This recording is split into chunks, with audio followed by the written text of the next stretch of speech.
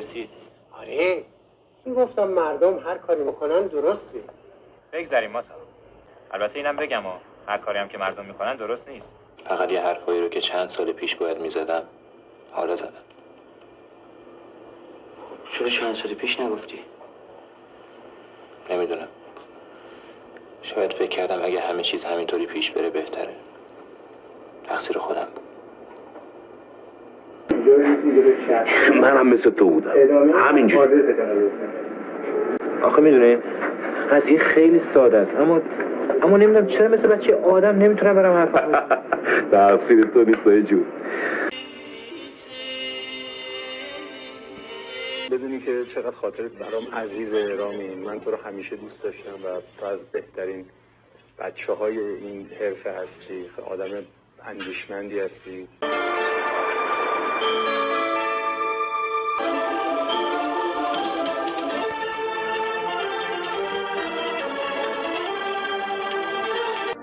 اومدین عیدت رامین؟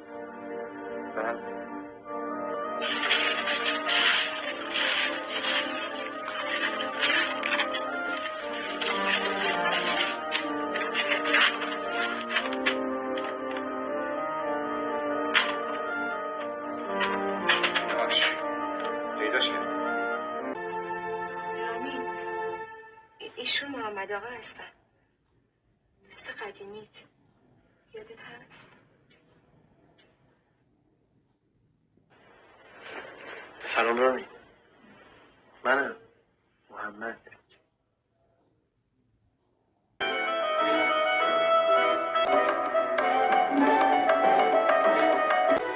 ما کم از دست بقیه کشیدیم. شک ندارم دیگه الان با غمه دور تهران دنبال من راه افتادن که چی؟ که این تقصیر اونا نیست. من از دست اونا اصلا ناراحت نیستم. نمیفهمن دیگه بیچارا. چه میدونن چی به چی آخه. مادر جون ناراحت خودت نکن. گذشته آب گذشته، فکرشم نکن. عیبی نداره. عرض می‌کنم خدمت شما که به هر حال من کشتمش. میکشمت. من آقا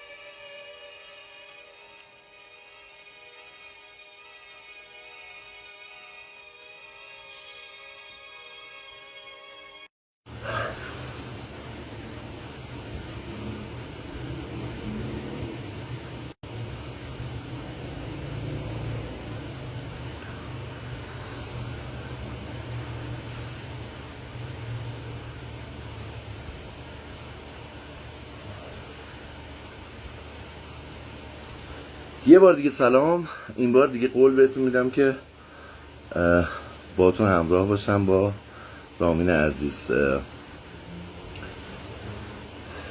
رامین آره یه درخواست اومد و فکر کنم رامین باشه.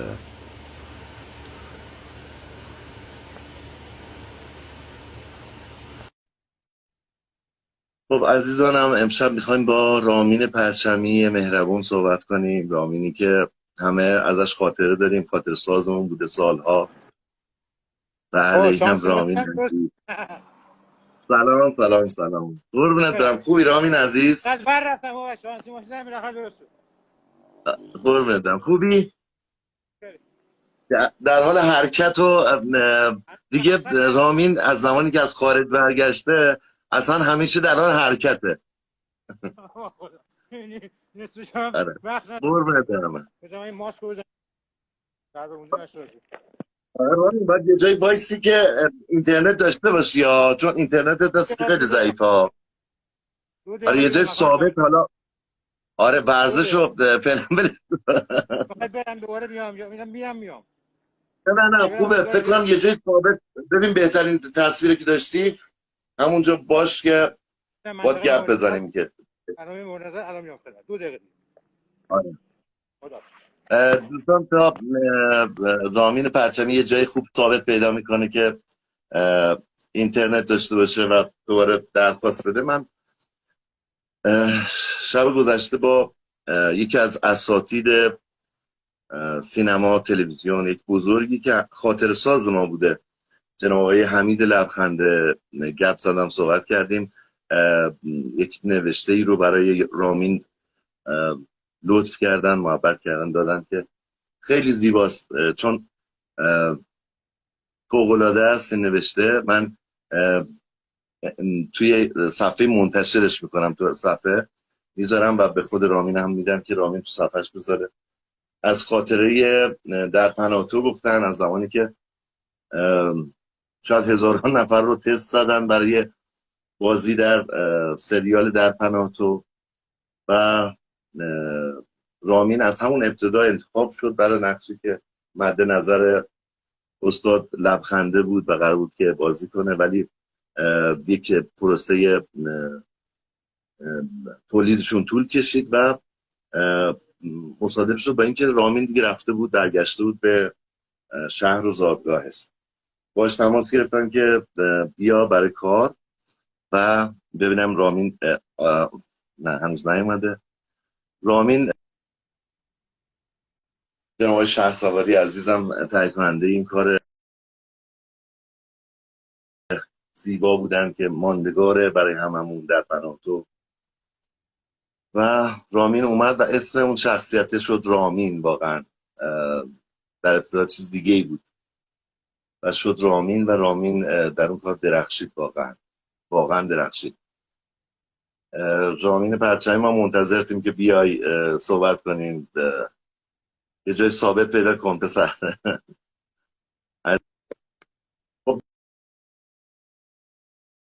دوستان دیگه، ما امشب حالا 3-4 تا از هنرمندا قراره که با هم گپ بزنیم، صحبت کنیم، بیان در خدمتشون باشیم. ولی اگه دوستی از هنرمندا در جمع ما هست، اگر درخواست بده بیاد، حتی یک جمله هم راجع به رامین بهمون بگه، حتی اگه باش کار نکرده باشه، من ممنونشون میشم. دلم میخواد راجع به رامین عزیزان بیان صحبت کنن، حتی یک جمله، حتی یک کلمه ما به اون صحبت دارم. رامین مثل که اومده ولی نمیدونم درخواست بده، باید درخواست بده. رامین عزیز درخواست ندارم ازت، دیدم که اومدی. امین هستم، امین محمدی عزیز. به به، مریم آهنگر از بازیگرای خوب با ما هست همراه. هر کدوم از شما عزیزان بازیگرای خوب میخواین که راجع به رامین پرچمی حتی یک جمله بگین، ممنونتون میشم. من منتظرم که درخواست بدید، برای درخواستون رو قبول کنم که بیایم صحبت کنیم. رامین چی شدید؟ رامین پرچمی. آقای محسن خسروی عزیز، بله دوست خوبم. شاهین کریمی عزیز، مخلصیم دوستان دیگه یک تو لایو اون هستن، اسم بخونم. دکتر همتی عزیز با ما همراه هست، گفتم چون خیلی به من و رامین لطف داشت، همیشه لطف داشته. رامین چی زده الان؟ الان زده الان. خب منتظر میمونیم رامین، ما منتظر حرفای تو هستیم. سالها منتظرت بودیم تا از خارج برگردی، حالا که برگشتی منتظرتیم تا حرفاتو بشنویم. مهربان. همشهری عزیز، خیلی مخلصیم. امین آقای عزیزم از ارمنستان، جانم. مریم میگه من در شرایط مناسبی نیستم. خب برامون اگه جمله‌ای راجع به رامین داری برامون بنویس، حتما برامون بفرست عزیز، مهربونم. خب همچنان منتظر رامینم. رامین یه جای ثابت شو، اینترنت داشته باشی. کاش ما یه دور با رامین آزمایشی رفته بودیم، صحبت کرده بودیم، بعد می اومدیم در جمع شما. جواب شما رو بدم. امین آقای امیر درخشانی. آره امیر درخشانی نزن. جوابتون سوالیتون بگین من جواب میدم. خب نمیدونم رامین نیومد هنوز. سعید خانم میخوای صحبت کنی؟ بیا من در خدمتم. یه صحبت داری؟ من در خدمتم. تو رامین بیا، چون نمیدونم کجا رفت چی شد. رامین پرچمی یعنی نوستالژی. آره واقعا. سلام خانم. سلام و درود. خوبین؟ شب شما بخیر. بخیر. خوبین؟ قربان شما. وصل شد. خوبی شما؟ مرسی ممنونم. من در خدمتتونم. با اگه صحبتی حرفی داریم راجع به رامین. خاطره رامین دیگه.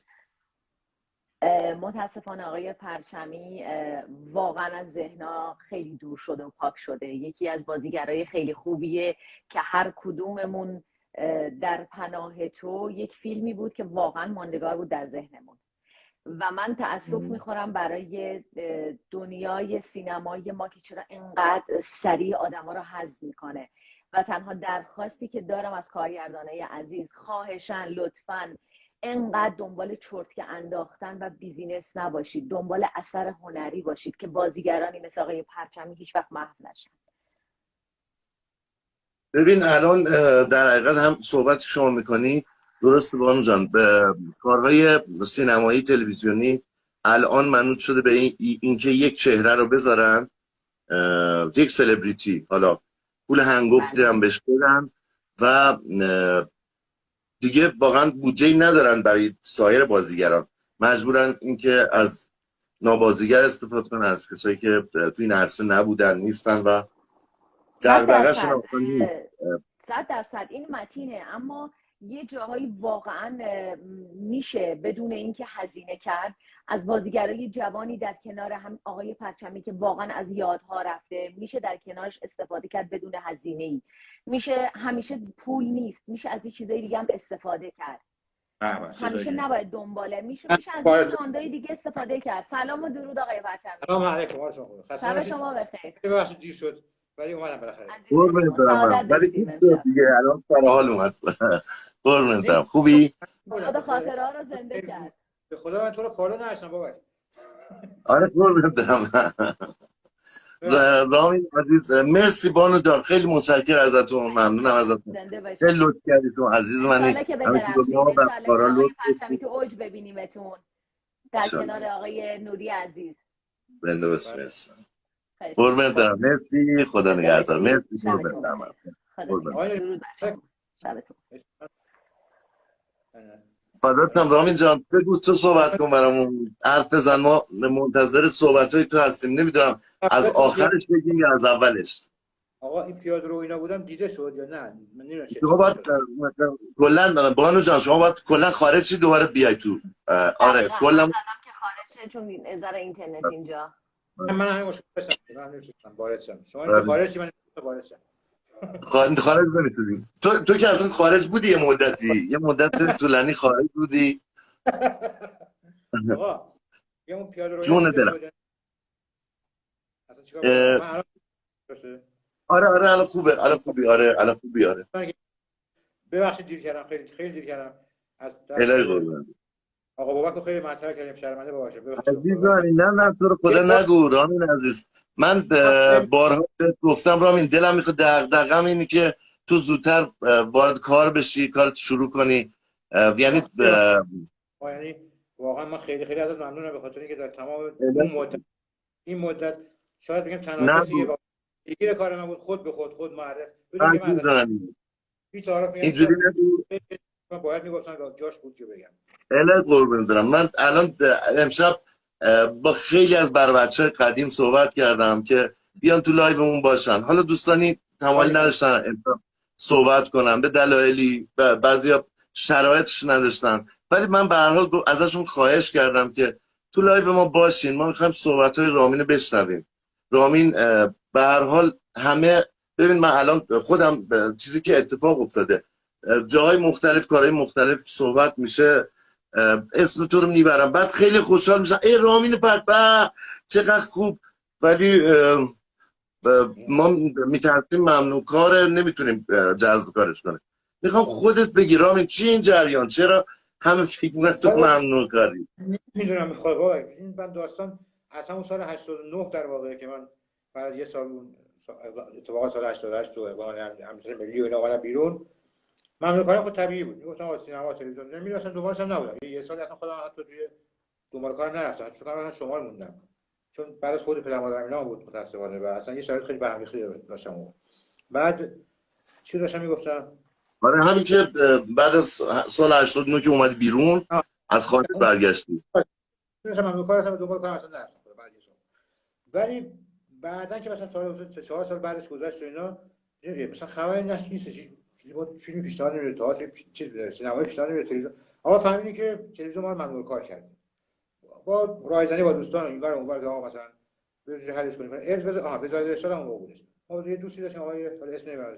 ما بودن وزارت ارشاد و اونجا یه آقای بود آقای روحانی موجهی بودن. خیلی آدم باحالی بود تو.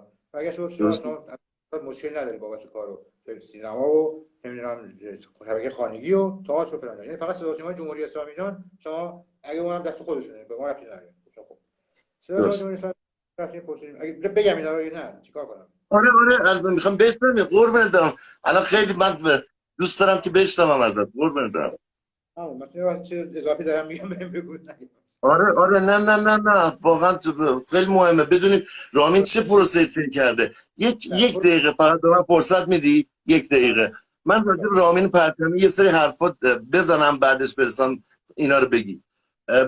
دوستان عزیز من رامین پرچمی خیلی ساله میشناسمش، خیلی ساله. بعد از حالا دانشگاه ما فیلم تلفن رو با هم مشترک کار کردیم، فیلم سینمای تلفن رو. بعد از اون فیلمی مستند میساختم به نام سلام آقای دلاویز که رامین پرچمی عزیز لطف کرد تو اون فیلمم بود. زمانی که رفتم پیش رامین بعد از حالا سالها، من یه جایی رو سال 75 که دانشگاه بودیم با رامین توی خونه، مثلا خونه‌ای که در حقیقت خونه خاله رامین بوده، اونجا میرفتیم و میومدیم و اینا بودیم. حالا ما دانشجو بودیم از شهرستان اومده بودیم، به هر حال در حقیقت یک جایی که خود رامین هم شاید بعد از سالها بهش گفتم. آره تعجب کردی دیگه. گفتم آره ببین رامین شما تو خانوادت واقعا بزرگ و بزرگوار بودن. این حرفو تو یک نوشته آقای لبخنده برای تو نوشته و بهمون داده که حالا نوشته رو بهت میگم. راجع به بابای تو صحبت کردن که بابات از زمانی که قرار بوده تو در پناهتو تو بازی کنی از شمال تماس گرفتن با آقای لبخنده، گفتن اگه نقشش خوب و گیراست و اینا من میام تهران ساکن میشم. و آقای لبخنده میگه در مدتی که ما در پناهتو کار میکردیم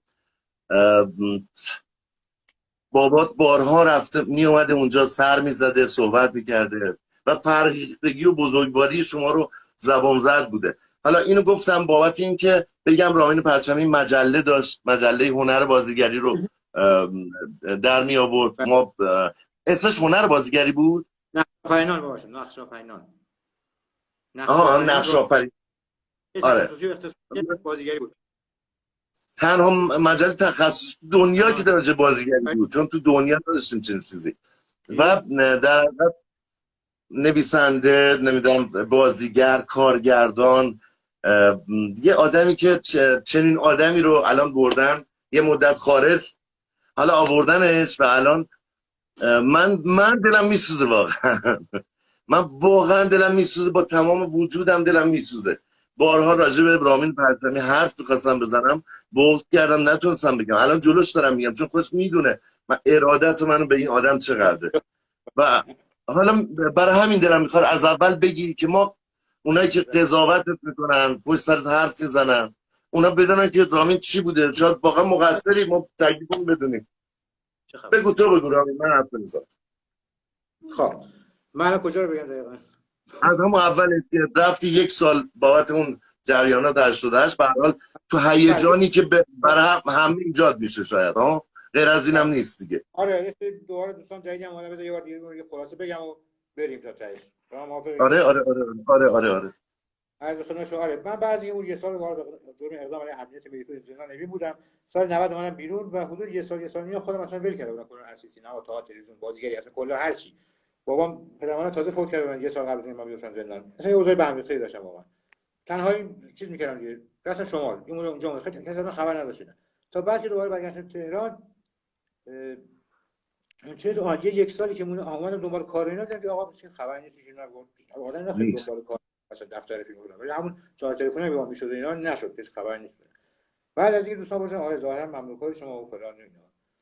حالا تو این مورد خیلی دوستان من گفتن آقا برو حل کن فلان آخه مگه نامه من داده نشده. بعد ممنوع تصویرم نبودن یعنی تصویرم پخش شد تو سریال‌های قدیمی مثلا در فردا و خیلی چیزایی و حتی با تکاور کار کردی فکر کنم آره با شما همون مدت نه با شما کار نکردم نه با تکاور مسعود ببین من هیچ کاری نکردم اصلا اون مدت کار نکرد اونم تازه سال 80 و چیز 90 مثلا 7 بود تقریبا فکر کنم درست عرض به خدمت شما که دیدم که هیچ کاری نمی‌کنه یه آقای حالا اتفاقی حالا من خیلی زندگی می‌کنم بابا اتفاق زندگیم زیاد میفته یعنی بر اساس اتفاق خودم پیش میرم اتفاق منو با خودش پیش میبره اصلا نمیتونم بگم مثلا این چیزی که فکر کردم مثلا بهش فکر کرده بودم به اون برسم و اینا نه خیلی اتفاقا مثلا من همون سالی که من کاری اون نبود اصلا چیکار باید بکنم اصلا دوباره شدم پیگیرم نبودم گفت حرفم اینجوری خودش رو درست کنید من چه ربطی اینا یا آقای آشناشون وکیل بودن ایشون گفتن که من ارشاد آشنا دارم به شما برام اونجا تکلیف روشن کنید ارشاد ما رو گفتم وزارت ارشاد یا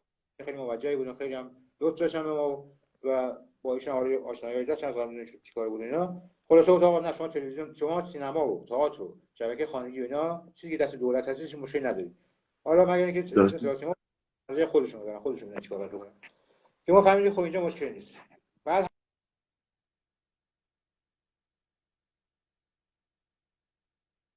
صدا پخش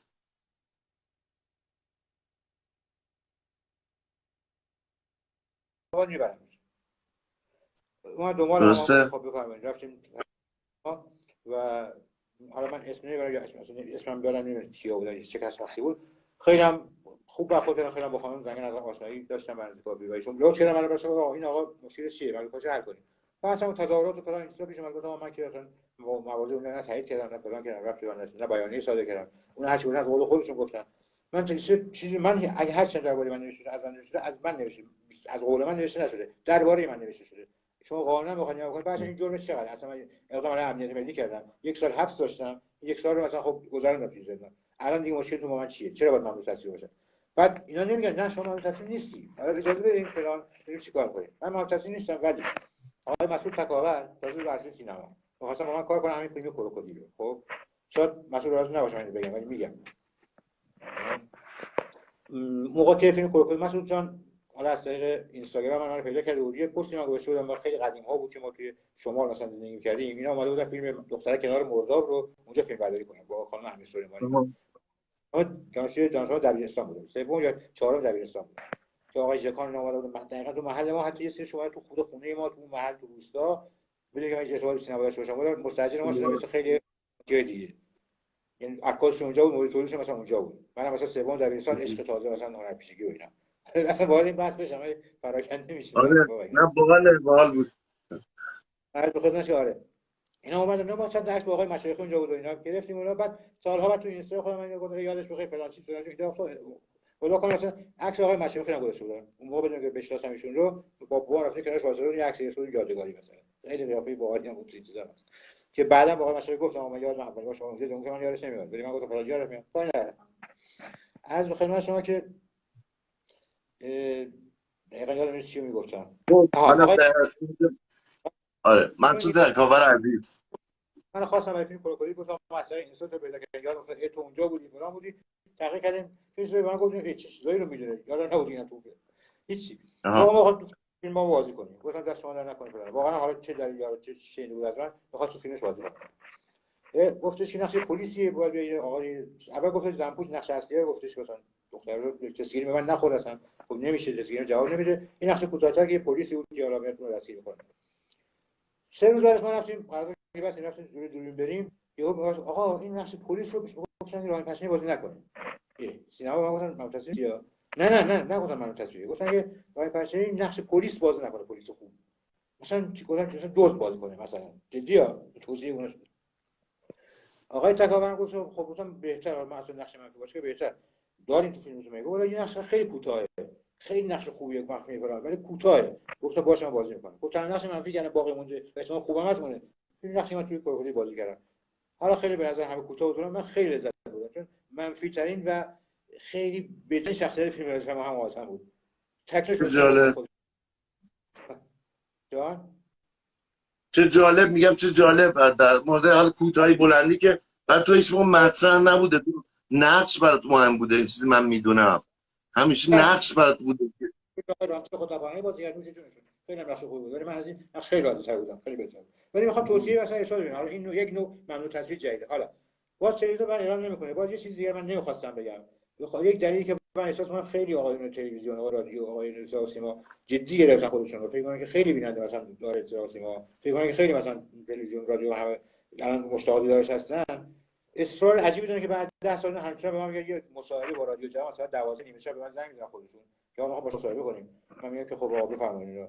بعد دوباره میگه که این مثلا نیم ساعت دیگه زنگ میزنیم با شما رو خط هستیم رو باش. یه رو بعد زنگ آقا ببخشید شما ممنوع صدا هستیم، ما دنبالش میگیم 12 شب رادیو جوان چی گوش میده حالا ممنوع صدا باشم توش. حالا شوخی ها نه راست میگی، یعنی چی واقعا؟ یعنی واقعا هنوز من نمیفهمم یعنی چی. خب من این چیزا که واقعیتی که اتفاق افتاده. خب بنابراین من میخوام بگم چی داشتم گفتن که ببین حالا تا یادت بیاد تو چی میخوای بگی؟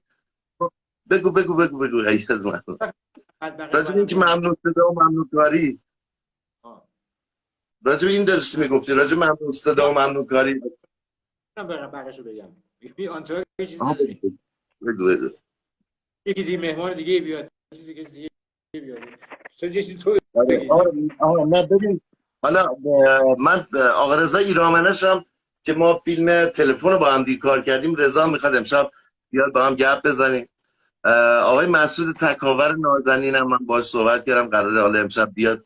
حتی ببین مسعود تکاور الان یه سریال می‌نویسه، گفت من دارم یک نقشی برای رامین می‌نویسم، اصلا رامین تو ذهنم و دارم می‌نویسم. نسبت خیلی کسایی دیگه من انتظار داشتم به من لطف داشت الان یه نقش کوتاه فیلمش به من داد که شما صدات قطع شد رامین. نمیدونم تو اصلا پیگیری کردی که جریان از طریق صدا و سیما که چرا ممنوع کاری مثلا اگر همین گفتن با خانم زنگنه رفتیم اونجا. خب اونا هم گفتن داستان چی بوده، چرا تو دعوا شرکت کردی، چرا فلان کردی و بی بی سی همون چیزایی که دوستان بازجو میگفتن مثلا ما تقصیر گردن نگرفتیم، حالا اومدن گردن گرفتیم بالاخره یه سال حبس کشیدیم بابت هر تموم شد. حالا فکر کنید بازی جدید داریم پس می‌ریم. ما گفتیم هم حرفا رو اونجا هم زدیم. یعنی مشکلش هم داستان سیاسی است. اونطور این مرجع تصمیم جدا سیاسی رو خودش هست میگه. که من خب گفتم نه با شبکه ماهواره مثلا همکاری کردم، نه مثلا چه می‌دونم حرفی خودم زدم که مثلا بخوام از سیاسی بعد بگم نمی‌دونم حالا هر چی. الان اصرار به اینکه آقای سیاسی مثلا من نگران ندارم، اینو خواستم بگم. اون موقع بعد اسم میبرن دوست خودم خوبم یه دوستان خیلی نزدیک من شما میشناسید، ایشون گفتش آقا یه کاری میتونم بکنم تو مطمئن شی که تلویزیون ممنوع تصویر هست یا نیستی. ممنوع کار خب چی؟ خب یه مسابقه هست تو حیات البن داره برگزار میشه هر شب زنده. آقای علی ضیا یا یه دوست مجری دیگری نمیدونم. آره علی ضیا مجریشه. بله آقای علی رواق نه چی جمع چیزی با شما بشناسید. حالا ایشون مثلا موجی برام گفتش که من تو میارم تو اگه ناراحت نمیشی بهت بر نمیخوره فلان به من بزن میام تو حیاط توی مهمونا بشین لای البن جمعیت مثلا. خب من چند دوربین از رد میکنم مثلا کار تلویزیون کار بود دیگه، اگه گیر نده که ما تصویر چه نشونه تلویزیون فلان دو سه شب بعد تو میارم مهمان برنامه مصاحبه میکنم حل میشه دیگه میکنه. یا خدا تا پیشنهاد خیلی خوبی بود دیگه. جوان بود ولی نه جالب، یعنی بشه تو مهمونا رد بشه دوربین نظر. اگر مهمونا ما تستی بزنیم اگه همونم گیر دادن خب مثلا ما میگه آقا پس من میکنم، اگه ندادن یه زمین یه پله جلوتر ببین باز گیر میگن خوب بود راه، چون جواب رسمی که ما نمیدن بهترین پلیتیک بود داره فهمیدن اینجا من اوضاع چند تو تلویزیون بخونن. خب الان برای یکی بفهمی که ممنوع کار باید اینجوری سرش بیارن. الان اینجوری شده دیگه، چون نمیگن که من میگم یه ممنوع کار نهاد شما کجا ممنوع کار، من نامه داریم به شما نه حرف داریم به شما ولی هیچ به شما پیشنهاد نمیکنه و شما ممنوع کار نیست دیگه. حالا ما آقای کار کردیم نشستیم فردا اون روز خوب آقا عباسی مهمان برنامه بود شب من صدا که رامین بیا بشین بغل خودم فلان میشه باهاش صحبت کردم. اون موجی بنده خدا هم که نمیدونست که اصلا عبدالله رواق هم چیزی اسمش بود خدا. عبدالله رواق. آره شهاب عباسی مهمان شب عید سعید قربانم بود اتفاقا. گفت آقای شهاب عباسی مهمان برام تشریف بیارن بالا فلان اینا. اومد و دست سود و فلان. شهاب که خود نمی‌دونست جریان چی هستن که. گفت آقا رامین هم هستش. آقای بچه‌ها تو جمعیت هست آقای فلان. ایشون اگه میشه دعوتتون بیا بالا. گفت به بفهم آقای بچه‌ها بفهم بالا. من چه آقا تو نگو پشت صحنه بم منفجر میشه طوری که فرداش مثلا معاون شبکه من نامش رو دیدم خودم اخراج میشه مدیر شبکه اینا توبیخ میشه چیزی میشه که چطور شما این آقایی که در تصویر مرده سریال تازه تولید سینما جا نداره بازی کنه شما میاد رو تصویر آنتن زنده نشون میدید این یکم حرف بزنه یه چیزی بگه یه برنامه بده شما به کی پاسخ می‌خواید حرفش جواب نداره راستم میگفتم اون تو تکلیف من با خودم روشن سریع یه کادوی به من دادن و ما رو فرستادن پایین و تموم شد این باعث شد که خب من فهمیدم که مطمئنا یعنی اون شکل خیلی خوشحال شدم تصویر پخش شد اتفاق نیفتاد دیگه ولی بعدا حتی تو اینستاگرام دارم پست‌های من ببینید خیلی تبریک فرستادن که آقا دمت گرم بالاخره تلویزیون هستی تلویزیون شکست فلان همون شاید بود که من مطمئن شدم که دیگه تلویزیون نخواهم کار کنم تو پست‌ها هنوز همون رایجی شدن هستش حالا عرض به خدمت شما که جالب بعدها مثلا میخوام بگم که تلاش من بیکارم ننشسته بودم که میگم آقا مثلا من نشستم کنار تلویزیون به من نگو بازیکن خیلی میگم تو نمیرسن اونا نمیرسن تو برای چی میاد برو بگو من اشتباه کردم که خب من برای چی اشتباه کردم یک دو اینکه برو بگو من هستم میخوام کار کنم فلان اونا بفهمن تو هستی زنده نرفتی اون فلان خب میخوام اینجوری نبود من نرفته باشم یا اون خبر نداشته باشم از احوال من ممکن من مستعد نباشم آقا تو خدا من کار بدی یا بالا که نمیرم خب منتها خبرهای رسید دوستان مثلا کارهایی کردن که مثلا تا یه برزی رسوندن که بخوام مثلا تو برنامه تلویزیون شرکت بدن مثل آقای رامبو جوان تو خندوان مثل آقای مهران مدیر دوره همی آقای مهران مدیر خیلی بود خیلی واقعا تشکر صادقانه تشکر می‌کنم که مذاکره می‌کرد با حالا دوستان هر خودش کیار و نمی‌دونن که آقا این منو بیار دوره همی یک شروع دوباره و خب هر جا من دوره همی آوردم خوب شد اینو بگم چجوری صدای مهران مدیر یهو مثلا بگیم واقعا مثلا داستانی نداشت چطور شما بگید هم تصمیم گرفتن ولی شاید آدم محافظه‌کار یا خیلی میگم مثلا این کارو تو اینا نمی‌خوام بگم می‌خوام من یک روز مثلا بعد اون زندان سیاسی و قبل از این یک جریده یک روز به خاطر یک اتفاقی که برگشت به تیم فوتبال هنرمندان با یک وامی رو قسطی گرفته بودیم از تیم سال 20 25 سال پیش من هی پراکنده میگم بابت نمیدونم می‌خوام این نه خوبه چرا خدا بگو من خیلی برام مهمه من هیچ موقع ازت نپرسیدم رامین اگه یاد باشه آره به خدا اگه مثلا لایو مثلا بوده به خدا نمیگفتم اله قربونت برم نه خیلی ممنونم ازت که میگی رامین ممنونم که به من داری میگی چون ببین میدونی که من عاشقانه دنبالت بودم عاشقانه پیگیرت بودم من با خواهر بزرگوارت اگر حالا داره میبینه لایو و نمیدونم هست با ما همراهه بارها چی میگن تلفنی ما گریه کردیم بر تو که رامین چرا باید الان اونجا باشه و ما نتونیم کاری برش بکنیم الان تو اومدی من توی مدت هیچ موقع ازت نپرسیدم رامین حتی اگه هماهنگی پیش آقای دکتر همتی تو لایو همراهمونه بری پیش دکتر نمیدونم برای کارهای هم دندونات اینا کار ندارم همه اینا رو با دل و جون من دارم میگم میخوام ثبت بشه برای همه اونایی که میترسن رامین رو پیگیر باشن من این اگه ریاست بذاره من ریاکار باشم من نه ببین میدونی چیه جریان رامین من اینو میگم ناراحت نشی یا اگه مردی قطعا عزیز میشی برای همه میدونی چی میگم نه به جای خود نیست الان علی انصاریان نازنیه که بهترین ها بود من رفیق صمیمیم بود همسایه هم بودیم علی همیشه با هم میرفتیم میومدیم برای کارهای مختلف با علی قرار بود کار کنیم فیلم بسازیم میخواست دوستاش بازی کنه فلان من همیشه با وجود غروری که داشت بازم به رو می آورد به زبون پیش من می آورد که ببین مثلا من این دفتره میرم نمیدونم من کار کنم میگم علی انصاریان برو بابا خب علی انصاریان زمانی که رفت تازه همه اون منتقدین هم تازه گفتن وا بهترین بود، عالی بود، فلان بود. ببین اینجوریه الان رامین پرچمی به عنوان یک انسان، اگه از عزیزانی که با ما هستن، میدونم که آقای لبخنده نازنین هم با ما هست. آقای لبخنده نازنین به دلایلی قرار بعداً با هم یه جلسه بشینیم صحبت کنیم با رامین، چون خیلی دوستت داره آقای لبخند، استاد لبخنده، و تو هم همیشه گفتی مدیونشی و از عزیزاست. ایشون هم همینجور دلسوزانه میگه چرا رامین اگر این فرصت ازش گرفته نشده بود الان یکی از سوپر استارهای سینما ایران بود، سوپر استار سینما ایران بود. یعنی این جمله رو دقیقاً تایپ کردن استاد. و حالا تو بگو، حالا تا هستی، تا زندگی حرف بزن، شاید تونستیم این خبر رو به دوستان بدیم که رامین رفت کار، نه یه شب نمایشنامه خوانی فقط توی سالن شهرزاد، اونم اگر 2 شب بود قطعا شب بعد جلوش میگرفتن فکر کنم. این نوشته رو شما بستید؟ آره کامنت رو باز میکنم، چون گفتم که اگه ببین دوستی اونجا گفتم رو صورتت نماشه ببینن، من الان باز میکنم، اگر دوستان سوال کنین، اگه سوالی دارین لطفا بپرسید یا حرفی با رامین داریم بزنید تو خدا، که حداقل ما آره خب رامین با تو هم گوشم به تو باز کردم که ببینم دوستان واقعا سوالاشون ازم. خب بگو عزیزم.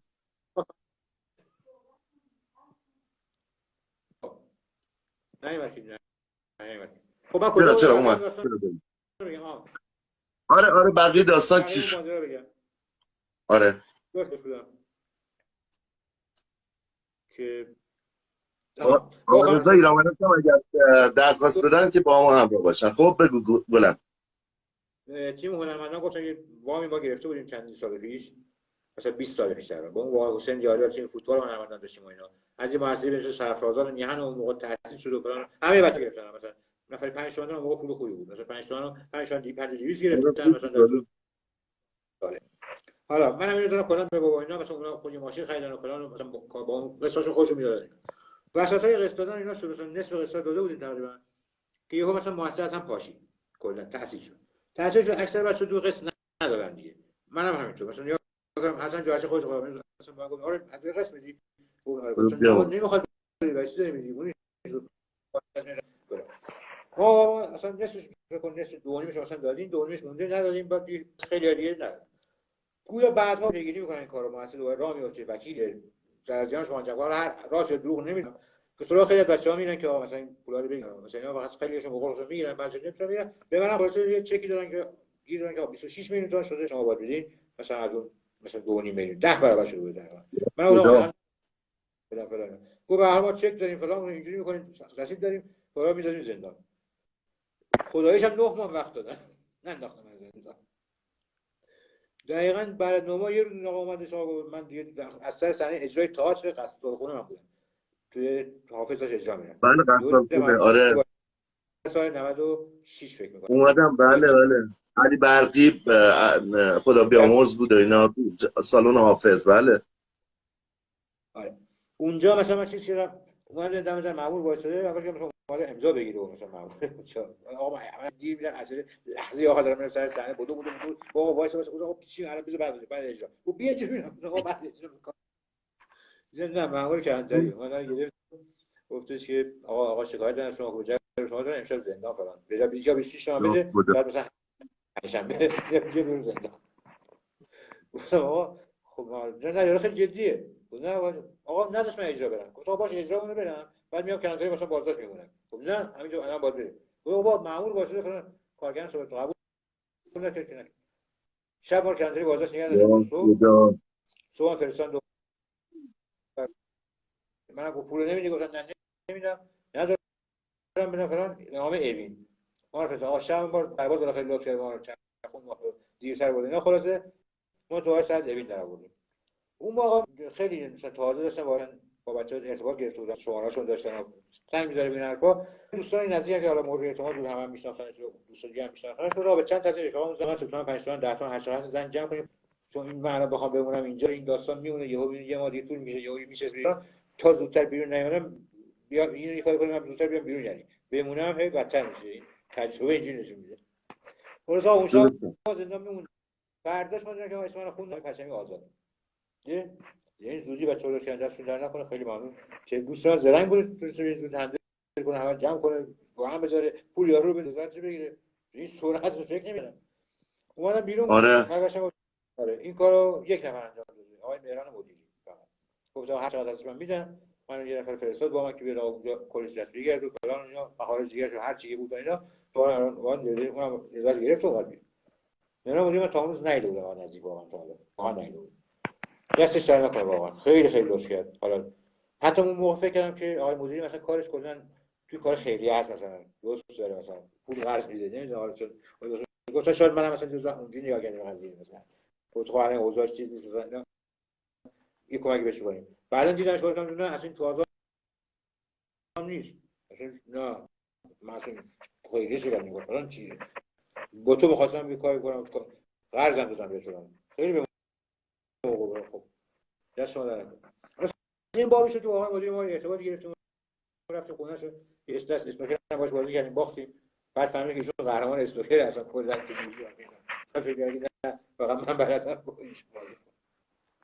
بعد فلان گفتم آقا من دوره همی سعی می‌کنم بیارم، چون خیلی بچه‌ها اومدن دوره هم کردن، دوره دیده شدن فلان شدن، شما حق رو بالاخره این جریان فلان گفتم دست شما نکنه. تا 3-4 ماه بعد ما بهشون ارتباط بودیم، مثلا چی شد فلان شد، گفت بالا من هیچ سعی می‌کنم نمیشه، آخرش هم یه آب پاکی می‌خواد نمیشه نمیذاره اصلا نمیشه.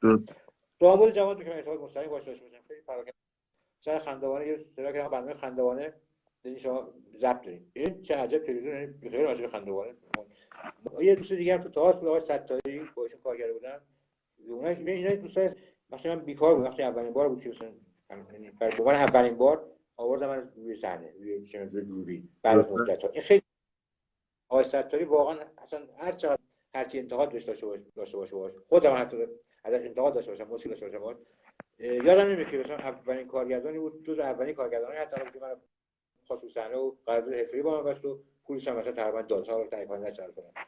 بعد آقا همین آقای ستاری تو من به آقای رامود جوان یا اون دوستان خندوان ارتباط داشتیم، ندای یادآوری کرده بودن و ایشون خلاص من خواستم برای مسابقه ادابازی کنم و قرار بشه نفر اول 40 میلیون میگیره، دو به دو مهران غفوریان بود مثلا اینا بیجا من افتخار نمیدونم فلانی بود فلانی دوستان یکی بودن دیگه، مثلا بیجا خدابیسی بود و این خواننده گروه یه گروه معروفی موسیقی بود. خلاصه که اونجا من دیدم پروسیجر ضبط خندوان 2 به 2 مسابقه پانتومیم با هم جلسه با جایزه نفر اول 40 میلیون. برای من قضیه جالب بود. من به همراه حسن جوهرچی، لعیا زنگنه، پارسا پیروزفر، همشیره هامون و بعد دوستان دیگه که حالا موقع جزء فامیل حساب می‌شدن یا دوستان حساب می‌شدن، درسته؟ پانتومیم و ادابازی رو از زمانی که در پناهجو داشت فیلم برداری می‌شد که همون هم آشنا شده بودیم، هر پنجشنبه شب چهارشنبه هر وقت می‌شد خونه یکی می‌رفتیم خراب می‌شدیم اجرا می‌کردیم تا صبح بیدار بودیم مسابقه پانتومیم. بنابراین یه قط هر کدوم آدم می‌تونه به راحتی یه قطبی هستیم توی پانتومیم در این زمینه. و این خندوانه فرصت خوبی بود برای من که بعد از سال‌ها مثلا دوباره بیام مثلا یک خیلی مطمئن جایزه میبرم مثلا این دیگه. آره تو کار کردی اونجا در حقیقت ها یه جورایی میگم دوباره مشغول شدی اونجا. نه دیگه نه بخاطر همین بگم نه دیگه خواستم آقای پویا امینی هم گروه، من آقای پویا امینی فکر کنم گروه مقابل کی بود ما مثلا 97 دیگه این قضیه که بعدش خانم‌ها اومدن ادوازی بازی کردن فلان کاری نه. آقا ما تقریبا وله هم ضبط شد و برنامه ورود و پرده آبی و فلان و این حرفا و یه چیز دادن اگر کماندو این جست بگو اون ولای کامپیوتری و کارتونی درست بود بریم من اونم گرفتن ما موقع ضبط برنامه که شد یه اونم آقای تایکان مسئله کرد که آقا یه دقیقه بیاد فلان آقا هر کاری کردیم ما تا اینجا تو رو آوردیم به خود، یعنی بالاخره تا اینجا شو تا اینقدر ضبط کنی فلان کلی مجوز باید بگیری خودت میدونی دیگه از من درسته من خیلی شرمنده خیلی ببخشید وقت شما گرفته فلان مثلا یه چک 2 میلیونی مثلا میاد به هر کس جای کشه به عنوان مهمان میاد یه چک 1 میلیونی بعد مثلا اینا دست شما در نکنه بفرمایید یعنی این حالتش من نبوده باشه طرف اون هستش، یعنی پس کسایی هستن زور زدن که من کار بکنم که آقا این هست میخواد کار بکنه، آمادگیش داره، ما هم علاقه داریم باهاش کار بکنیم و از بالا بهشون توصیه شده نه چرا نمیدونم که من شاید یک نفر 2 نفر 3 نفر باشن، شورای همچین نباشه که با نبودن من یا با مثلا من کاری من موافق باشه. این چه رأیگیریه، چی بر چه مبنای تعیین بعد از 10 سال که هیچ حرکت خطای دیگه ای انجام ندادم و اصلا نمی‌رفتیم تلویزیون از کارها ممنوع کار بشن، چرا باید با این شرایط تلویزیون تازه میره کلی رقیب داره فلان اینا، حالا مثلا ولی امسال خیلی دیگه ممنوع کار کنه از این که بی اعتبارتر بشه مردم. ما دوست داریم به هر حال واقعا جایی که باشه میتونیم ادامه بدیم و بالاخره نمیگه بچه تلویزیون هستن ولی به هر حال بیگانه هم نیستن، خواهرش برادرش میشن بچه‌ش نکنه. میتونم. ببین رامین الان واقعا نمیدونم جریان چیه، جریان عجیب غریبیه، خیلی عجیب غریبه و نمیدونم از یکی که واقعا دستش میرسه میتونه. رامین ما داریم دیگه، رامین همه میگن نوستالژی ماست، نمیدونم از سریالی بود که معروف بود به خیابون خلوت کن، ما موقع هر جا که بودیم باید میرفتیم میشستیم در پراتور میدیدیم. رامین از اون مال اون سالاست. الان رامین هست اومده و میخواد کار کنه، اونیش دستش میرسه میدونه چی کار باید بکنه یه کاری بکنه و اگر نمیدونم واقعا فکر میکنیم که مشکل داره و نباید باشه، خب ما منتظر مرگ آقای رامین میشینیم دیگه حالا دربسته نداره که اگه اینجوریه من میگم آنتراک بدیم آره.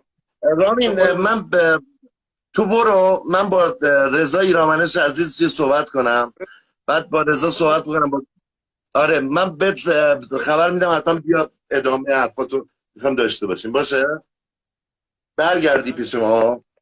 باشه بود باشه یه جای خوب پیدا کن، تو رو خدا یه جای خوب پیدا کن بتونی حرف بزنی، اینجا اصلا آنتن نداری بازم. آره خیلی قطع و وصل میشه، یه جای خوب پیدا کن که بتونیم صحبت کنیم. آره باید خارج چیه کلا باید بری دوباره بیای یه جای خوب پیدا کن.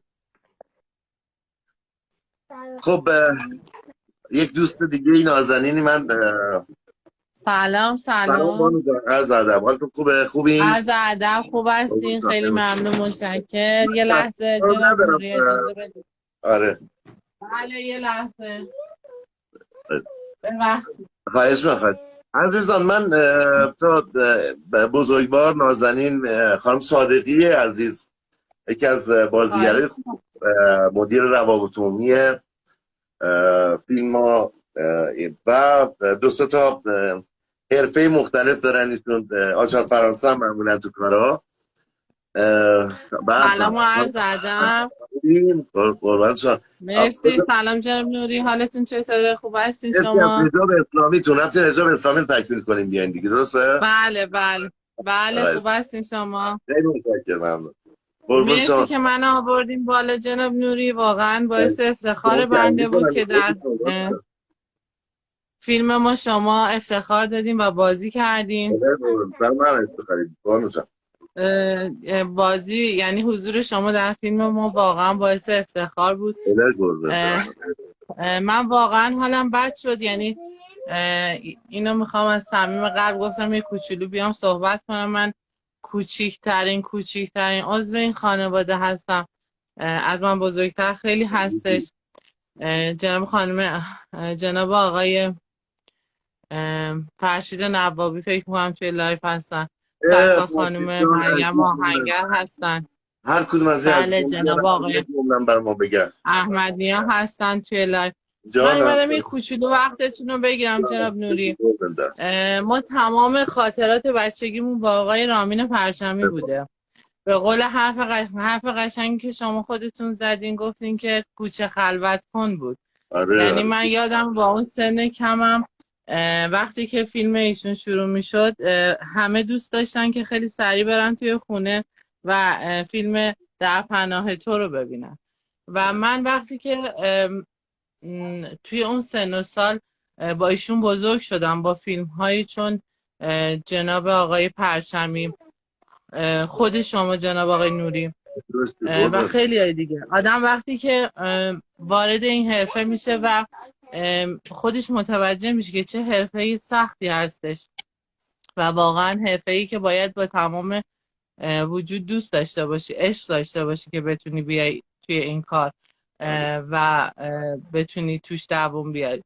من واقعا ناراحت شدم. از همینجا به آقای رامین پرچمی عزیز بزرگوار سلام میکنم و از خدای مهربون میخوام که خیلی زود تمام این چالش ها رو رد بکنن و هر آنچه که در توان من، که هیچ کسی نیستم واقعا، ولی اصلا من وسط لایو انقدر حالم بد شد جناب نوری اومدم بهتون دایرکت دادم و براتون وایس گذاشتم.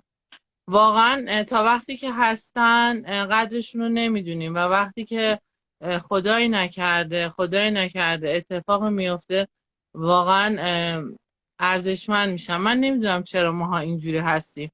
ماها باید تا وقتی که همدیگه مشکل داریم به داده همدیگه برسیم. به نظر بنده یک کمپین راه بندازیم. آقای رامین پرچمی تحصیلات بسیار عالی دارن. به نظر بنده بهترین بازیگر بودن، یعنی واقعا کسی بودن که اون موقع ها این فیلم ها انقدر زیاد نبود جناب نوری.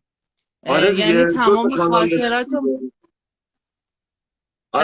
تمام خاطرات ما با همه فیلم در پناه تو بود، فیلم ضیافت بود. بله من میگم با سن اون موقع خیلی کوچولو بودم من. الانم البته دیگه خب بالاخره سن سالی ازم گذشته، ولی هنوز که هنوزه وقتی فیلم توی این ژانر دیده میشه یا پخش میشه هنوز اون یه مزه دیگه داره. بله. به نظر من مردم ایران باید دست به دست هم بدن. این هنرمند عزیز که حالا تا یه حدودی خیلی متوجه هستن و از سال فکر کنم 91 خود طبق اخباری که گذاشتن همه جا پخش شد که چه اتفاقات متاسفانه ناراحت کننده براشون پیش اومد که این خبر رسانه‌ای شد و میگم نبودن خودشون، ولی ماها که طرفدارشون بودیم دنبالشون میکردیم. من مهسا صادقی به عنوان کسی که حالم توی سینما ایران خوبه، من به واسطه خواهر بزرگوارم خانم صادقی و جناب آقای امینیان و خانم مریم آهنگر جناب آقای نوری چیزهایی فهمیدم توی سینما که فهمیدم هنوز هستن آدم هایی که دلشون دریاست و ما باید واقعا پرچمی بشیم برای رامین پرچمی. من توی استوری من گذاشتم. آره مرسی بانو.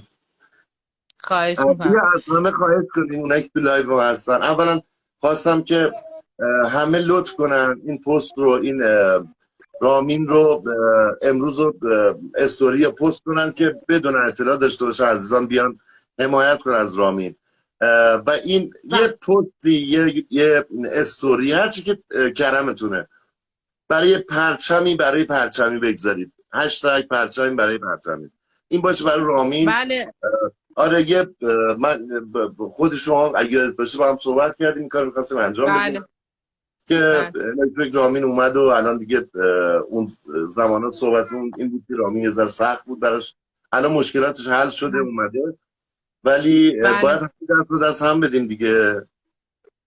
بله امیدوارم که بله جناب نوری، ما طبق صحبتی که با هم کردیم هشتگ پرچمی برای رامین پرچمی ثبت شده و کوچکترین کاری که مردم میتونن بکنن به نظر من که حالا مدیر رسانه‌ای و روابط عمومی هستم اینه که پایین پستاشون تا حدی که یا توی استوریاشون همینو بنویسن، چون که این هشتگ شده. همین هشتگ باعث میشه که خیلی کمک کنه و به عنوان یک انسان، به عنوان کسی که باهاش خیلی خاطر داشتیم، من خودم اینجا خواهش میکنم از همه که این هنرمند رو تنها نذاریم و در کنارشون باشیم. اینستاگرام صفحه رو فالو کنیم، صفحه دنیا رو فالو میکنیم، صفحه فرزند دنیا رو فالو میکنیم. بعد رامین پرچمی دیگه یه سریا واقعا از ببینید مثلا از دور و بریای مثلا دوستان خود من، کسایی که توی سینما نیستن، واقعا یه سریا هم خبر ندارن، ولی همین رسانه‌ای شدنش باعث میشه که خیلی خبردار بشن و همینطوری هی گوش به گوش میپیچه و ما نباید این هنرمند بزرگ کشورمونو که انقدر باسواد و تحصیلات، توانمند و خوش اخلاق و از خطه لاهیجان، یعنی فکر نمی کنم یکی از شهرهای زیبای کشورمونه، تنها بذاریم. و من واقعا عذرخواهی میکنم که نمیتونم قشنگ، چون واقعا وقتی دیدمشون واقعا بغض کردم جناب نوری. دقیقا یاد اون کت شلوار مشکی که توی در کنار خانم لعی زنگنه بودن، یاد اون کت شلوار میافتادم که میپوشیدم وای میستم. امیدوارم که خیلی زود جناب نوری آقای رامین پرچمی مجددا توی تصویر ما ببینیمشون و لذت ببریم. و اینجا یه تشکر ویژه دارم از شما جناب نوری که انقدر شما واقعا دلتون پاکه و این محبت رو کردین. اتفاقا چند وقت پیش سر پروژه حرف شما بود با آقای فرشید نوابی که داشتم میگفتن آقای ایرانمنش عزیز، ایشالله که همیشه سلامت باشین، همین کاری که میکنین چند برابرش برگرده به زندگی خودتون. خیلی ممنون، مرسی بانو. بازم برای بار آخر میگم همه دوستان استوری بکنین، پیج آقای رامین پرچمی رو فالو بکنین و این هشتگ یادتون نره. من عذرخواهی میکنم صدای دخترم هم توی لایف هست دیگه داره صحبت. مرسی بانو عزیزانی، خوشحال شدم. خیلی ممنون که بندر آوردیم بالا جناب. عزیز قربونت برم. موفق باشین، شبتون بخیر. قربان شما، خدا نگهدار. خدا. فرشید نوابی عزیز اگه با ما هست ممنون میشم با هم صحبت کنیم. مریم آهنگر تو شرط نداره. آره قربونت برم، مرسی. باید خارج من نمیتونم برم پایین جناب نوری. چرا؟ با اجازت خدا نگهدار، شب بر همگی خوش. فرشید نوابی عزیز اگه با ما همراه هست بیاد با هم صحبت کنیم. تا رامین عزیز میاد، رضا ایرانمنش قرار بود که بیاد صحبت کنیم با رضا جان. ما فیلم تلفن رو با رامین پرچمی سالها پیش کار کردیم.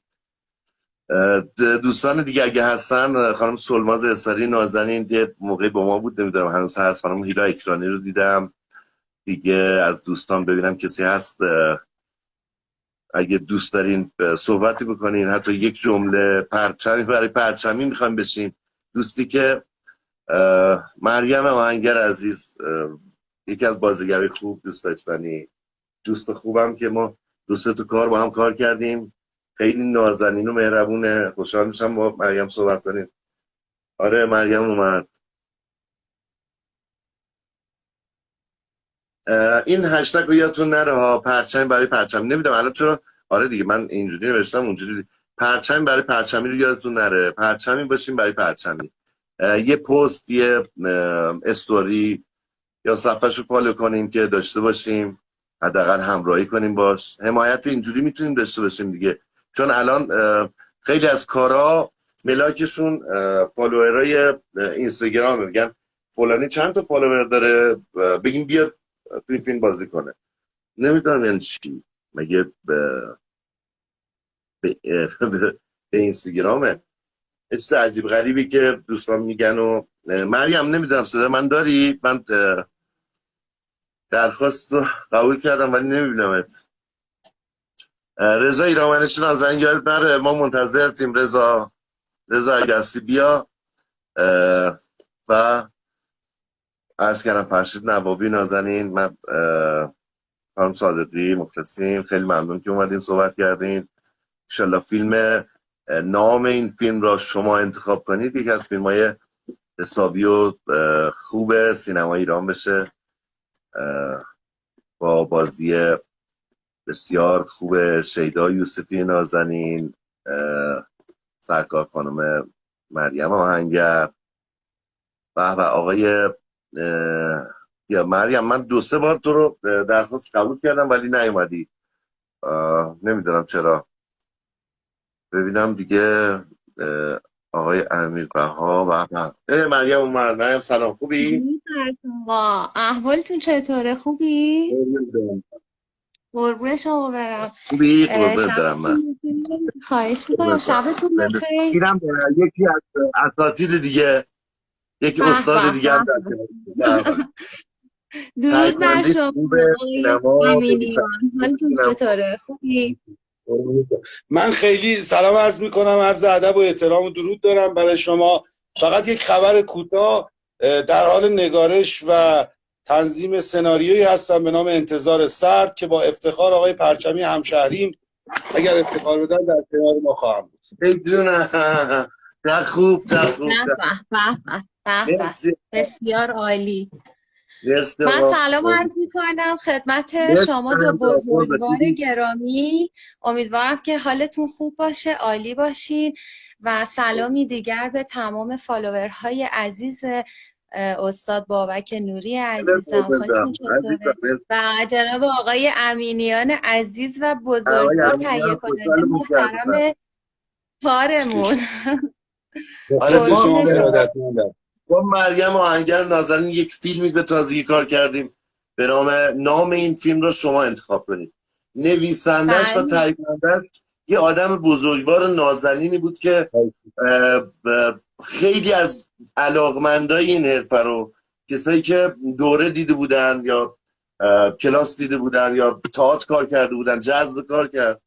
من میدونم که این انسان بزرگ، این انسان شریف، حتی یه جورایی کمکشون کرد که اونا باشن، براشون تیزر درست کردن، نمیدونم بهشون دادن تو صفحاشون بزن. ببین این انسان همین آقای امینیان نازنین که اینجا نشسته و تو این فیلم خیلی دست خیلی یاد گرفت. من واقعا از دور میدیدم ولی امروز هم گفتم اونجا هیچ به رو خودم نیاوردم، ولی واقعا درود بر شما آقای امینیان، درود بر شما. انشالله فیلمتون اتفاق برات بیفته. فیلمتون که دل خیلی ها رو شاد کرده، دست خیلی ها رو گرفته، خیلی اتفاقات خوبی براتون میفته. من افتخارم اینه که جناب نوری در کنار شما، سرکار خانم مریم آهنگر، جناب سرکار خانم شیدا یوسفی، سرکار خانم صادقی درس آموختن، شاگردی کردم و یکی از فیلم‌هایی بود که 106 بازیگر داشته که هر 106 بازیگر هویت داشتن و بازی داشتن. به عنوان کوچکترین عضو سینمای ایران بهترین ها رو برای شما آرزو میکنم و از شما ممنونم که مرسی از این فضا رو ایجاد کردید که ما بعد از سالها آقای پرچمی رو ببینیم. ببینیم ما این خبرتون رو که اسم فیلمتون چی بود آقای امینیان، یه بار دیگه بهمون بگین اسم فیلم. من در حال نگارش یک داستانی هستم، یک فیلم سینمایی جدید به نام انتظار سرد که اگه آقای پرچمی افتخار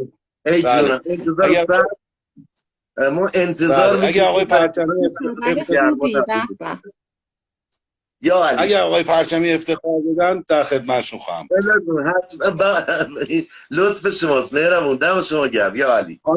خانم آهنگر برای شما آرزوی بهترین ها و موفقیت دارم. خیلی متشکرم از لطف شما. من قبل از اینکه بخوام در مورد یه کوتاه در مورد آقای پرچمی صحبت بکنم، یه تشکر میکنم از جناب آقای امینیان بزرگوار و سرکار خانم بنفشه صادقی، کارگردان محترم کار، و همینطور خود آقای امینیان که نویسنده و تهیه کننده فیلمی به نام این فیلم را شما انتخاب بکنید. تشکر میکنم که انقدر گروه عالی حرفه‌ای با مدیریت فوق‌العاده این کار با یک خروجی عالی به پایان رسید و من در خدمت جناب آقای بابک نوری بودم اونجا و خیلی خوشحال بودم که بعد از مدت‌ها دوباره با بابک جان نوری در یک فیلم با هم دیگه بودیم و این برای من خیلی لذت بخش بود و لذت بخشتر این که در کنار شما اساتید محترم بودم و خیلی خیلی خوشحالم از اینکه این فیلم یک فیلم فوق‌العاده عالی خواهد شد و خیلی حرف برای گفتن داره. سلام و درود بر شما آقای رامین پرچمی عزیز، حالتون چطوره؟ رامین یه مشکلی داره که اینترنت قطع هستی رامین یه کار با اینجا از 4G به 3G و به 2G داره کاهش پیدا می‌کنه.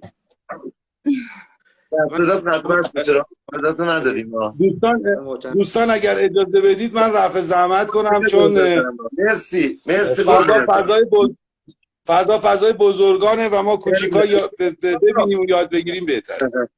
اختیار داریم. به همشهری گلم، هم استانی عزیزم هم سلام و عرض ادب و درود و احترام دارم. انشالله هر جا هست موفق، سربلند، سالم، پیروز باشه و من از افتخاراتی که ایشون برای هنر ایران کسب میکنن همه ما خرسند باشیم. شما خیلی دمت شما گرم، مرسی از انتظار سردت که گرم آقا، دمت گرم یا علی. یا علی مدد، خدا نگهدار. ما که با شما خیلی حال کردیم. مریم جان رامین اومده ولی اومده و نیومده. بله من یه کوتاه مختصر صحبت میکنم و شما رو به خداوند میسپارم. آقای رامین پرچمی عزیز، قبل از اینکه ماها بازیگر بشیم شما بازیگر بودی و در واقع میشه گفت شما درسته که سنی نداری ولی پیشکسوت ماها هستی و این یک افتخار بزرگیه برای من که امشب به توسط بابک جان نوری بزرگوار من تونستم در لایو با شما صحبت بکنم. عزیزم امیدوارم که همیشه پر از موفقیت باشی.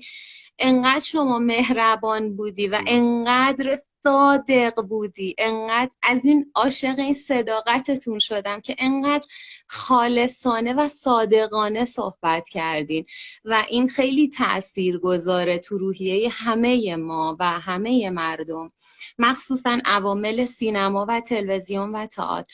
امیدوارم که به زودی دوباره درخششت رو ببینیم. من مطمئنم که به قدرت عشق الهی و به قدرت عشق لایتناهی شما دوباره به زودی زود برمیگردین به آغوش هنر. یعنی شک نکنین حتی 1%. انشالله. قربون شما. رامین صدا تو داریم و فقط تصویرتو نداریم. صحبت کردین قد میخواستم بگم تو صدا و تصویر، صدا و سیما خوبه ولی چرا صدا و سیما نیستی؟ میخواستم بگم تو هم صدات خوبه هم سیمات، چرا تو صدا و سیما نیستی پس؟ ایشالله به زودی داره برمیگرده آقای نوری، داره برمیگرده با آغوش باز هم شما رو میپذیرن. من خیلی خوشحال شدم که در خدمتتون بودم. مرسی که امشب این لایو رو گذاشتیم و ما تونستیم با هم صحبت کنیم. آقای نوری عزیزم اگر جان عزیزین اگر اجازه مرخصی به من بدین من از خدمتتون مرخص بشم. قربون شما، شبتون بخیر. خداحافظ. قربون شما، خداحافظ. یه پست برای پرچمی یاد نره بذاری یا حتما رو چشمم. چرا که نه. خدا نگهدارتون. من منتظر رضا ایرانوند هستم. ببین صداتو ندارم رامین مهربونم. صداتو ندارم جونم. الان چه صداتو هم تاثیر داره.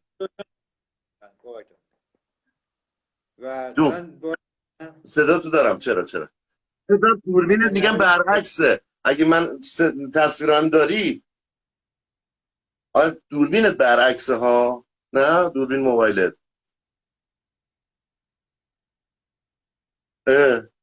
چه من تو رو ندارم. تصویر آقا رامین خوب نیست. ببین نوشتم. میدونید چرا رامین؟ چون تو خارج که بودی از این موبایل اونجا نبود دیگه.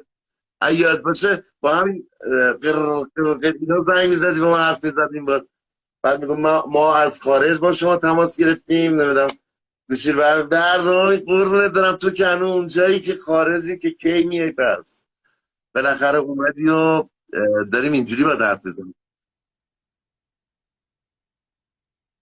ندارم تصویر تو بخدا.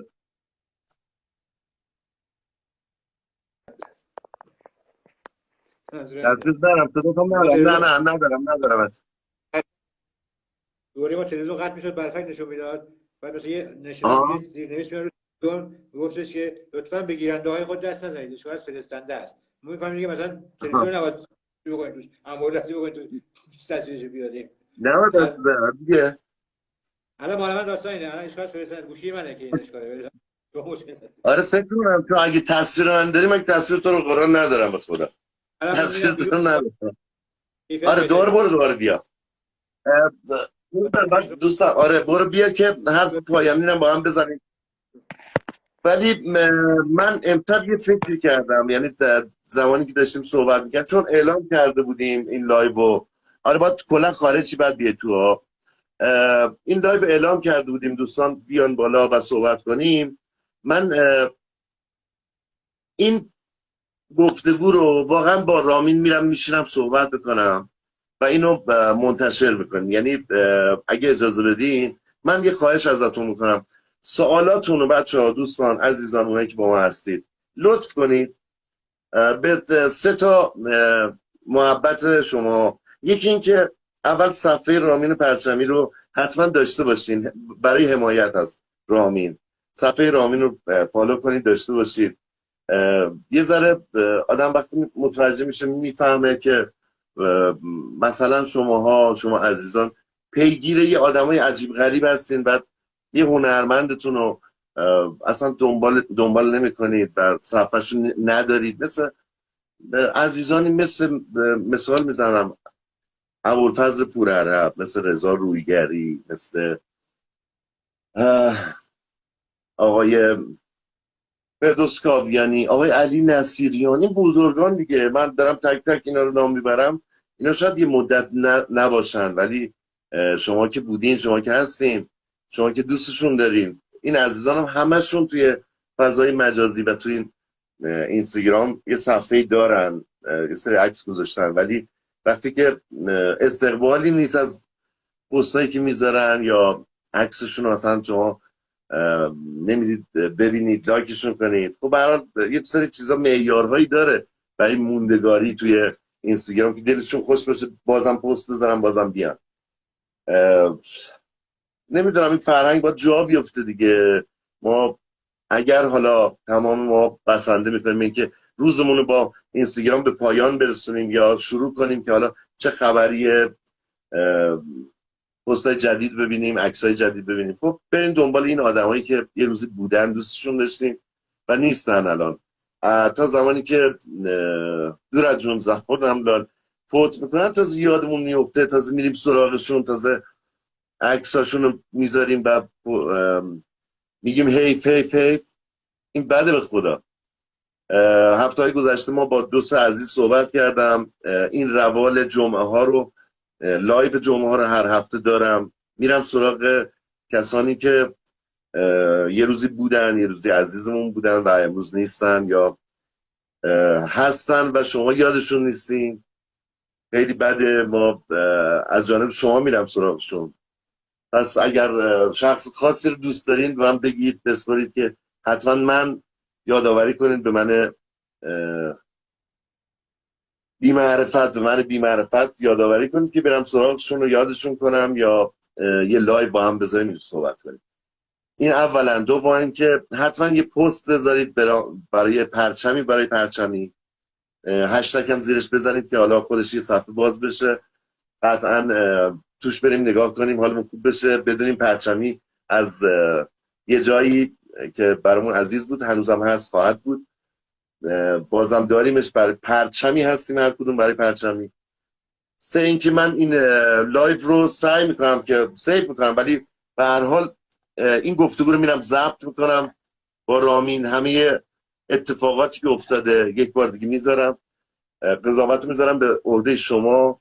اگر شما دستتون میرسه به اونایی که تصمیم گیرنده هستن و ممنوع کار کردن و ممنوع کار میکنن، بسپرید که رامین پرچمی رو دوست دارید، میخوان برگرده کار کنه. اگه هر کدوم از ما هم خطای اشتباهی میکنیم حتما قابل بخشش هست دیگه، مگر اینکه دیگه قابل بخشش نباشه و حق کسی دیگه بخوام از اون بگیریم اون اعدامش کنیم. فعلا که هستیم تا هستیم هوامون داشته باشید. بیایید زندگان رو دریابیم. من خیلی دوستان قرار بود بیان در خدمتشون باشم، همینجا سلام عرض میکنم خدمتشون. اگه با ما همراه بودن عزیزم بزرگوارم، کسی که دوست داریم بازم سریال برامون بسازه کار کنه برامون، جناب حمید لبخندی بزرگوار عزیز، اگر مسعود تکاور نازنین دوست داشتنی مهربان که هنوز کار میکنه، کارهای خوبم داره، با همون همراهه، لطف کنه محبت کنه و همون قولی که داد، حرفی که زد، گفت من رامین پرچمی دارم براش مینویسم برای یک کار جدید، فراموش نکنه رامینو و ممنونیم ازش، دمش گرم. رضا ایرامنش عزیز منتظرش بودم بیاد چون همکاری داشتیم با هم توی فیلم تلفن با رامین عزیز، قرار بود بیاد حتما گرفتار شده. و همه شما عزیزان دمتون گرم، مرسی با ما همراه بودید. من کوچیک شما، خاک پای شما، ممنون که با ما همراه بودید. مارتین عزیزم در آخرین لحظات اومده، نمیدونم قبلش با هم بوده یا نه. ممنون از همتون، از فهیمه عزیز. نت ضعیفه، آره این نت منو کشته، این نت منو کشته واقعا، نت دیوونمون کرد. دیگه کی با ماست؟ به سیما تقی‌زاده عزیز، بازیگر خوب، دوست داشتنی، مهربون. چقدر لذت بردم از همکاری باهات. انشالله فیلممون بیاد بیرون، نعره‌ای سکوت نعره‌ای باشه که خیلی خوب بودی، خیلی خوب بودی. و اونجا هم با شیدا یوسفی نازنین و سیما جان ما با هم همراه بودیم. دیگه کی با ماست؟ خانم صادقی نازنین، مرسی که اومدی.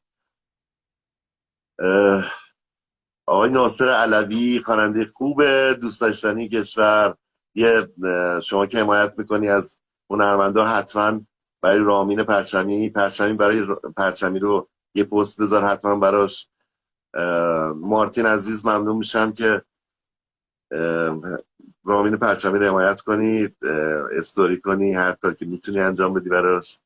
دوستتون دارم بچه‌ها، خداحافظ، شب خوبی داشته باشید. من که حالم خیلی خوب شد که با رامین حرف زدم و حالم خیلی خوب میشه که بدونم میره سر کار. دوستتون دارم، خدا.